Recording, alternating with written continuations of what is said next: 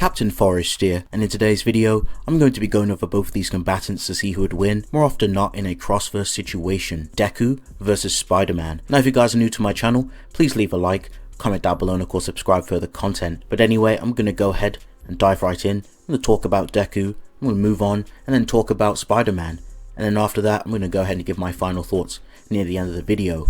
To determine where Deku would range, I will go over the percentages and work my way up from there. Now base Deku, this version of Deku has already far surpassed his previous self since his battle with Muscular, allowing him to be able to use 100% strikes without disabling his arms anymore. He's way stronger than in the beginning of series, where a base Deku can casually slice through villain bots, which can harm him and others comparable.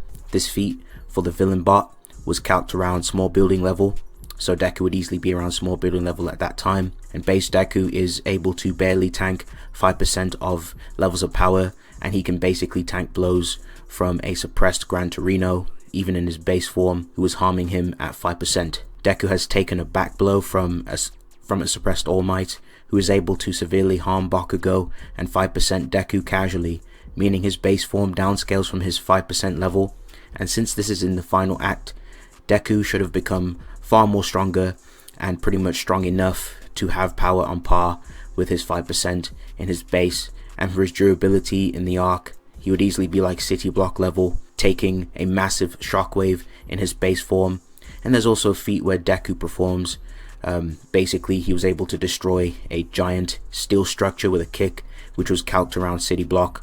And as for Deku's 30% to 45% ranges, Deku at 30% has War Arc Bakugo struggling to keep up with him as a whole, which would include his howitzer impact, which produces large town to small city levels of force. Deku's 45% is even stronger, as he can fully restrain incomplete All-for-One Shigaraki, who's on par with a weakened All Might, albeit barely. Now for 100%, Deku at 100% is far stronger than anything mentioned previously. He easily broke All-for-One Shigaraki's jaw with one punch, even though Shigaraki can withstand as much attacks as the high-end Nomu, which survived the intercontinental cruise Tiamat hitting them, which produces continental levels of energy with a single missile alone. Even though the Nomu survived all 10 hitting it, barely surviving, so we can just assume it's at least able to take at least one missile. So even if we lowball and downgrade it, it's easily like continent level at least, or multi-continental for Deku. Now we can get it higher, obviously, into like full-on multi-continental with the 120% plus the gear shift increase. So Deku in this state basically has power literally beyond anyone in the entire verse now, as he's able to easily harm and completely defeat All-for-One Shigaraki, and he was able to basically blow a hole through his chest with one punch so easily.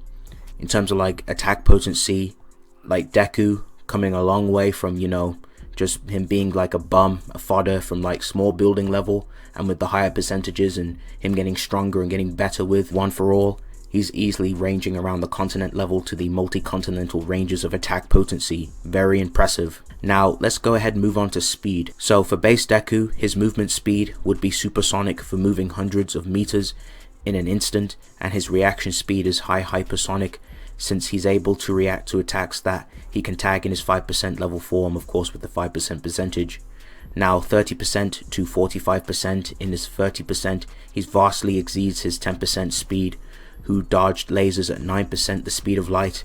His 45% is far faster, as he's able to outpace Gran Torino and several other pro heroes, the former of which saved 30% Deku and Bakugo from an attempted attack from All-for-One Shigaraki, who has comparable speed to weakened All Might, who blitzed beings made out of pure light, which was calced around the 54% the speed of light, so easily some relativistic or sub-rel, depending on where you take the percentages, of course.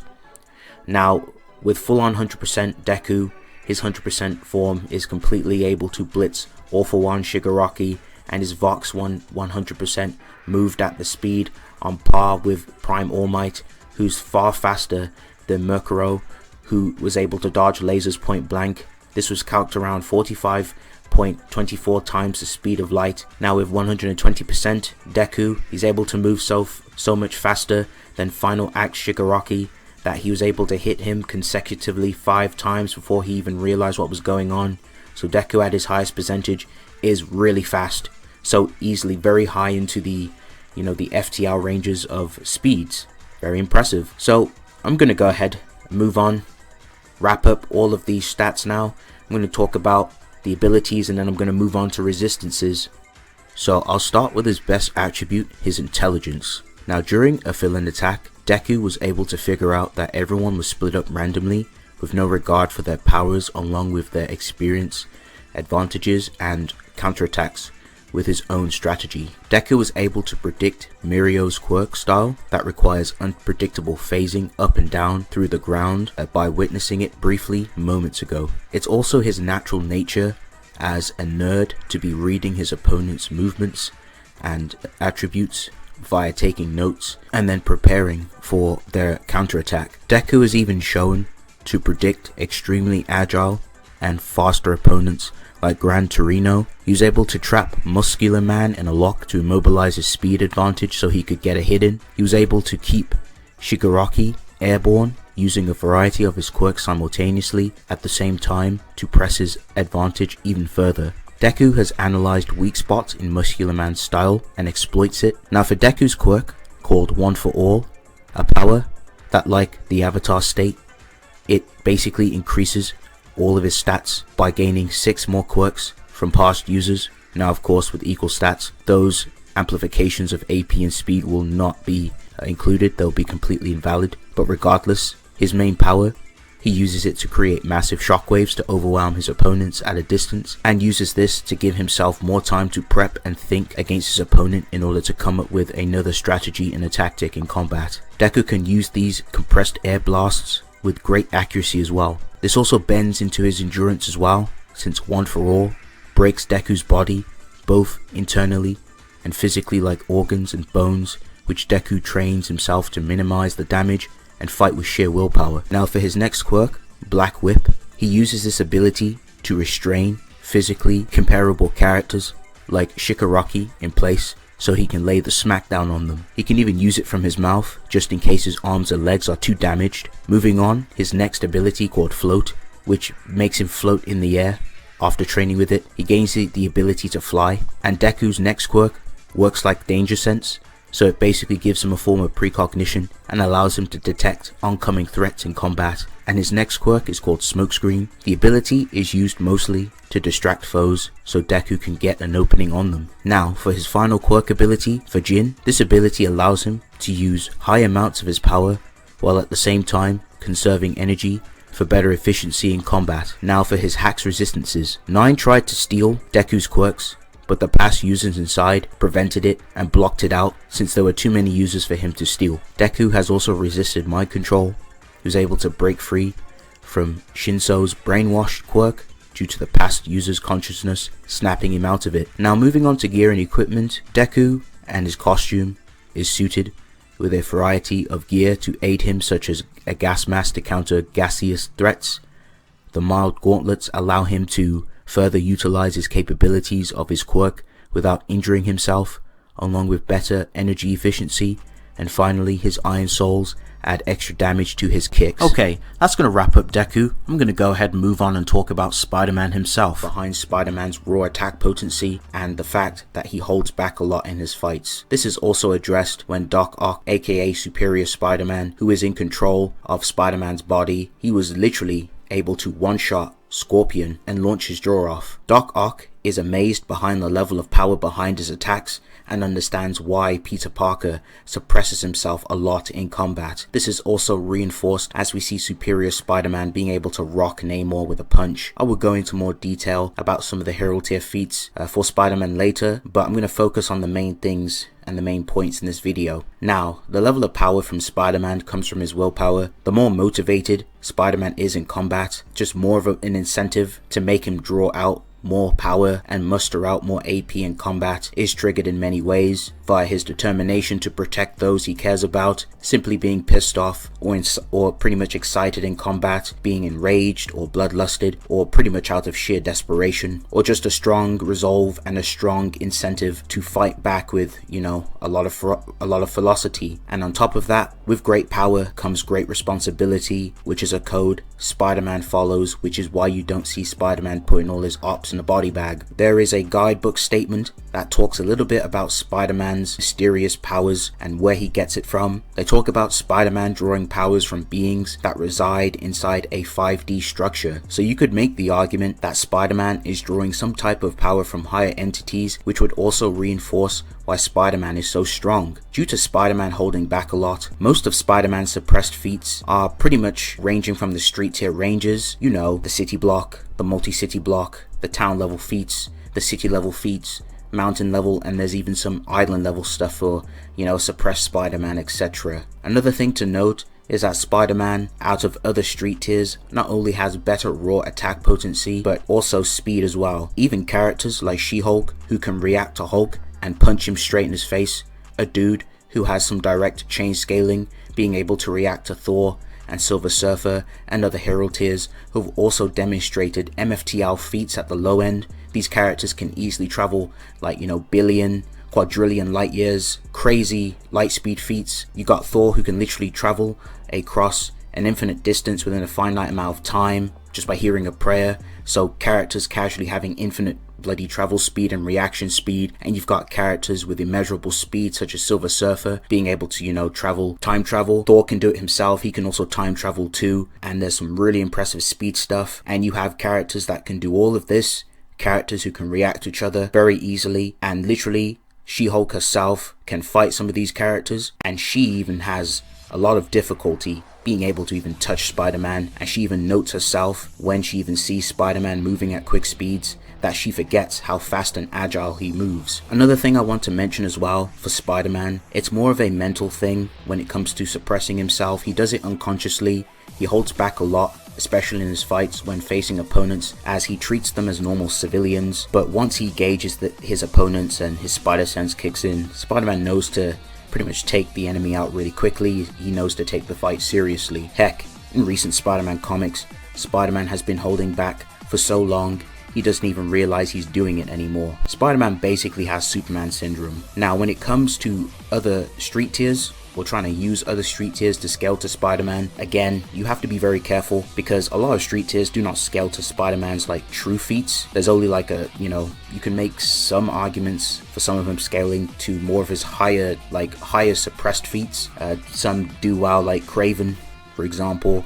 You can even argue stuff for Black Panther, just his suit as well. His suit has like some really good durability stuff, and he's already shown hero tier feats, so you can definitely argue it being that tier. But a lot of stuff like, you know, Black Widow, Punisher, Captain America, Cyclops, you know, Hawkeye, Bullseye, Daredevil, Deadpool, they would certainly not scale to any of Spider-Man's true feats, his true non-suppressed feats. Now the best route, as mentioned, the best route to go for trying to scale some of these characters to Spider-Man is to go with his suppressed feats. Already used like his finite stuff. I've already used it on my channel several times. That's why there's certain characters and certain feats that I scale like suppressed Spider-Man 2. So there's some town level feats, there's some city level feats for him. I have upgraded some of my Marvel scaling for some of the street tiers. So those are some examples that I wanted to mention. Spider-Man is so fast that he even embarrasses the X-Men themselves on 2 occasions. Cyclops even admits that Spider-Man is stronger than all of the X-Men, and this was referring back to his old team, the original X-Men. I'm talking about the Uncanny X-Men back in 1967. Spider-Man himself has literally blitzed characters like Daredevil, who even admits that Spider-Man is faster and stronger than him. And this is impressive because obviously Daredevil himself has some really good senses due to his radar, and literally despite him having really good senses and due to his, like, you know, his radar, that's not enough. Spider-Man literally still blitzes him. Like, it's irrelevant. Spider-Man has shown many times to pretty much one-shot his rogue gallery. He's literally one-shotted Electro. You know, he's beaten up Green Goblin. He's also beaten up Superior Spider-Man, actually. Yeah, that's a surprise, folks. We've even seen Spider-Man beat up this very same Superior Spider-Man, who is literally able to hurt Namor. And Superior Spider-Man also has some more feats as well. Superior Spider-Man can also react to a suppressed Thor and Hulk. Thor himself is taken back by Peter Parker's strength. Thor even states that Peter Parker's strength is impressive for a mortal. So if you got characters like Thor, God of Thunder, giving you statements like that, backing your strength up, then hey, that's some good street cred. So the excitement of being in battle can cause Peter's strength levels to skyrocket into uncharted territories, allowing him to flatten even cosmic powered aliens. And this is a direct statement from one of the guidebooks, so this further, adds more consistency and context towards Spider-Man's strength. Now, a determined Spider-Man is able to easily beat the brakes of Carnage, and he's also beaten up Venom too as well. Spider-Man has shown to literally one-shot Punisher casually, and he's also pressed Wolverine physically in combat. I figured I'd add these just to make it clear that these characters scale to a true Spider-Man when he stops suppressing himself. Now, I'm pretty sure you folks pretty much get the message at that point that Spider-Man is easily above a lot of street tiers. It's pretty much S tier if you was to do a tier list. So I'm going to go ahead and move on and talk about his higher feats. We've seen an unhappy Spider-Man punch She-Hulk and send her flying. Spider-Man was literally able to fight Miss Marvel, Carol Danvers, during her run. I think this was back in 2006. He was able to punch her in the mouth and make her bleed, bro. Like, that's crazy. He casually reacts to her attacks and her attempts to try and blitz him, and Spider-Man's able to literally react to it very easily and whip her up. And Carol even loses track of Spider-Man and calls Spider-Man a sneaky fast little twerp. That's how fast Spider-Man is, bro. And this is impressive because Captain Marvel herself, even back when she was Miss Marvel, she has some pretty decent feats as well. I was trying to find a star level statement. There was a star level statement for her as well, like as a low end, but she's easily punching characters and sending them flying into next week, such as Wonder Man, who was also under some mind control. So that's pretty impressive. We've seen willpower amped Spider-Man being able to beat the brakes out of Angrier Thing. I've talked about the Thing's feats as well. Thing is literally able to punch Gladiator into next week. He's able to grapple with Grey Hulk. He's able to fight other powerful hero tier characters, just very powerful, characters in their own right. And Spider-Man's literally able to punch those rocks. He's literally punching his scales off him. It's also been shown that Spider-Man was able to completely beat up and tear apart Iron Man's suit. Even Iron Man was surprised behind Peter Parker's strength. He even notes that he had no idea that Spider-Man was this strong. And Spider-Man pretty much gestures and he's like, oh yeah, me neither. Now, I'm gonna go ahead and move on, talk about a character named Morlun. Morlun is a very powerful bastard in his own right, and he himself is one of Spider-Man's toughest rivals. Morlun himself has shown some feats and statements himself, such as the time Morlun pulled up to Wakanda and caused quite a storm. It was even stated that they were throwing all types of weaponry at Morlun, such as mortars, bombs, laser cannons, vibranium cord, nuclear tipped shells, etc, etc. They were completely ineffective. They had no effect on Morlun. In a 2022 Marvel guidebook, when Spider-Man gets hit by Morlun, it's stated that Morlun hits harder than ever before. Morlun's attacks are even compared to Hulk and Thor's, which is pretty interesting. Me personally, it just depends on what versions of Hulk and Thor you use and who you apply the statements. It would be safer to use earlier versions of Thor and Hulk because there's a lot of context and you gotta be careful when you use like Thor and Hulk in certain situations, because obviously just given the fact that they themselves hold back a lot, they are suppressed, it does come down to a lot of context. You have to do a little bit more work. It just wouldn't be safe to just go off the rails and just say okay, it's current Thor and crazy stuff. It just hurt the validity of the statement. Anyway, Morlun himself easily scales to his brother Deimos, who is able to body slam and embarrass the New Warriors, which includes the likes of Black Nova. Black Nova himself has some feats of him charging up a cosmic cube and also one-shotting Hercules and hurting Captain Marvel after charging into her. Morlun and Deimos beat up Kane in the other form, which killed Peak Solace after he killed Cosmic Spider-Man, and while weakened, can fight against Enigma Force amped Miles. When Sin Eater absorbed Morlun's powers, he was able to completely batter the entire Spider family, with Spider-Gwen stating that Morlun was near impossible to beat on his worst day. And with all these feats mentioned to you folks, this very same Morlun gets completely rocked by a non-suppressed Spider-Man. Very impressive. Spider-Man himself is able to incapacitate the Absorbing Man after landing multiple strikes on him. Titania, one of She-Hulk's enemies, they've both gone at it back and forth many years, even back in classic and even current comics. She's even afraid of Spider-Man and his power, and that's some crazy statements because She-Hulk herself is a monster and Titania has like literally no fear when it comes to fighting She-Hulk, but when it comes to Spider-Man, she's ready to she's ready to run off the block, which is crazy. Spider-Man with his sheer strength alone was able to hold back a Juggernaut absorbed Sin Eater with willpower. Spider-Man is able to literally react and avoid attacks from Gladiator up close, literally avoiding avoiding his heat vision, avoiding, you know, up close strikes. And this is crazy. I'm telling you, Spider-Man, he's quick, he's fast. People really do underplay his speed. He has really good like laser reaction feats, and he has like the best, you know, feats in terms of like street tier stuff. He has the best, you know, FTL scaling, and you can even argue him to have some higher scaling even to the MFTL. Even if you don't agree with like things like infinite speed or immeasurable for Spider-Man, he easily has some really solid finite, you know, higher reaction speeds, which I definitely think he can reach to, because again, he's fighting characters who can literally travel across galaxies within mere moments, travel across the universe, some crazy scaling. So Spider-Man himself is able to beat up the very personification of the Egyptian gods Horus and Osiris. And lastly, Spider-Man himself punches Speedball, and the narrator notes that Speedball's power is no match for Spider-Man's, and this very same Speedball and his powers are derived from another dimension. Okay folks, that's going to wrap up both these combatants. I'm going to go ahead and move on and talk about who I think wins more often than not in a CrossFit situation. So looking at both these combatants and what they bring to the table, Deku easily has multi-continental ranges of AP.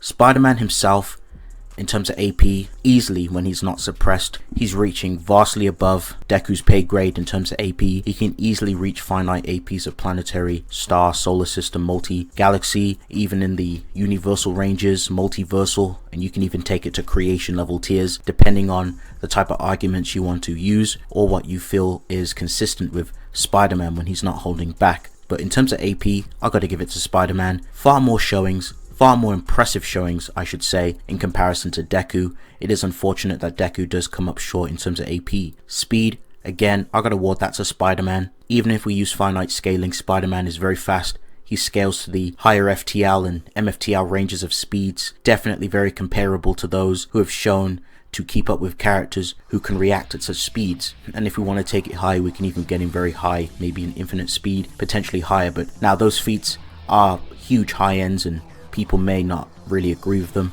However, even if we don't use those, like the finite speed, just Spider-Man is still faster in those tiers regardless of what we use. So I've got to give speed to Spider-Man.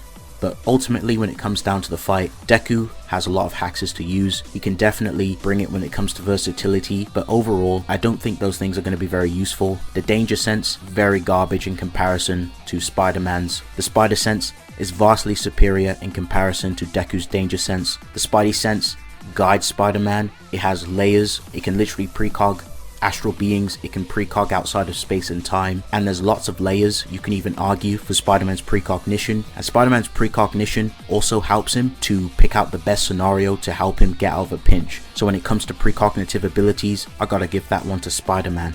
But overall, I don't think Deku's arsenal is going to be very useful, since the AP and speed gap is favoring Spider-Man more often than not. Spider-Man is just going to unfortunately speed blitz and one shot. So I gotta give this to Spider-Man. Probably low if not no diff. But anyway, thank you guys for watching. If you guys enjoyed this video, please leave a like, comment down below, and let me hear your thoughts. But anyway, it's been real. I'll see you guys in the next one. Peace.